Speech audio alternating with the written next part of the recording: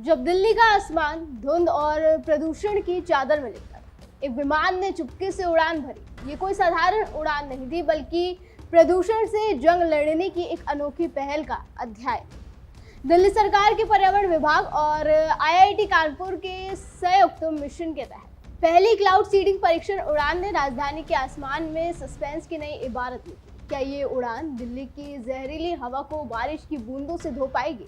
इस सवाल का जवाब छिपा था उस विमान में, जो सीडिंग प्लेयर्स और तमाम एजेंसियों के समन्वय के साथ आसमान में परीक्षण के लिए निकला। इस ऐतिहासिक उड़ान ने न सिर्फ तकनीकी तैयारियों को परखा, बल्कि एक उम्मीद भी जगाई कि कृत्रिम बारिश प्रदूषण के खिलाफ जंग में नया हथियार बन सकती है। राष्ट्रीय राजधानी में बढ़ते प्रदूषण से निपटने के लिए बड़ा कदम उठाते हुए दिल्ली सरकार ने पहली क्लाउड सीडिंग परीक्षण उड़ान को सफलतापूर्वक अंजाम दिया।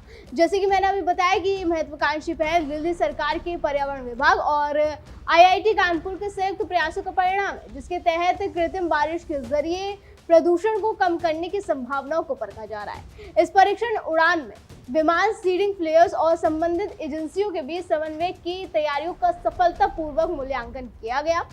इस आश्चर्य की जानकारी खुद मुख्यमंत्री रेखा गुप्ता ने दी। सोशल मीडिया पर पोस्ट साझा कर उन्होंने लिखा कि दिल्ली में पहली बार क्लाउड सीडिंग के माध्यम से कृत्रिम बारिश कराने की तैयारियां पूरी कर ली गई हैं।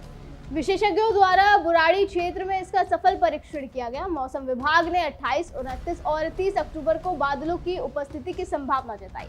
अगर परिस्थितियां अनुकूल रही तो 29 अक्टूबर को दिल्ली पहली कृत्रिम बारिश का अनुभव करेगी। ये पहल न सिर्फ तकनीकी दृष्टि से ऐतिहासिक है, बल्कि दिल्ली में प्रदूषण से निपटने का एक वैज्ञानिक तरीका भी स्थापित करने जा रही है। सरकार का उद्देश्य है कि इस नवाचार के माध्यम से राजधानी की हवा को स्वच्छ और वातावरण को संतुलित बनाया जा सके।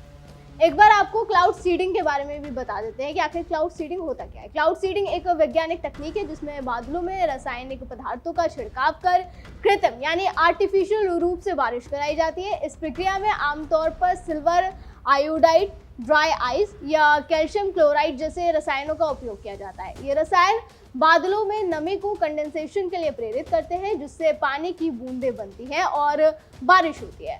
और हाल ही में दिल्ली में हुई परीक्षण उड़ान में विमान ने सीडिंग प्लेयर्स का उपयोग कर इस प्रक्रिया की तैयारियों को परखा।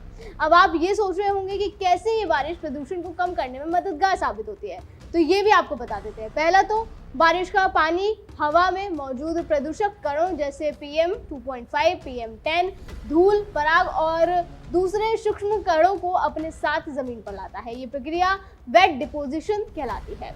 दिल्ली में स्मॉग का मुख्य कारण PM 2.5 कण है, जो फेफड़ों में गहराई तक प्रवेश कर स्वास्थ्य को नुकसान पहुंचाता है। कृत्रिम बारिश इन कणों को हवा से हटाकर AQI को बेहतर कर सकती है। दूसरा, सर्दियों में दिल्ली में कम तापमान और स्थिर वायु परिस्थितियों के कारण प्रदूषक कण हवा में निलंबित रहते हैं, जिससे स्मोक बनता है।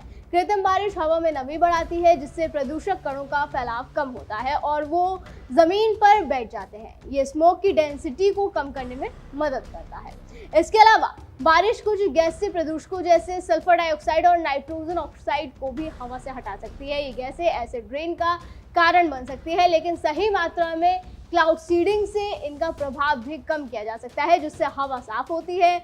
बारिश के बाद तापमान में कमी और हवा का प्रभाव बढ़ सकता है, जो प्रदूषक कणों को फैलने में मदद करता है। इससे स्थानीय स्तर पर प्रदूषण जमाव कम होता है।